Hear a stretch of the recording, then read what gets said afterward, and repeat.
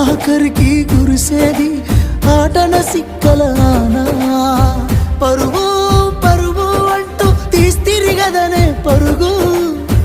పానం పోయినంక మోగేదే డప్పుల దరువు ఉండదనికే హాని పిల్ల పాపాలతోని హాయిగా బతుకేను వందేళ్ళు నువ్వు పువ్వులు అల్లుకొని పోతున్నవే అత్తగారింటికి నే పువ్వులు జల్లుకొని పోతున్ననే కాలే కాటికి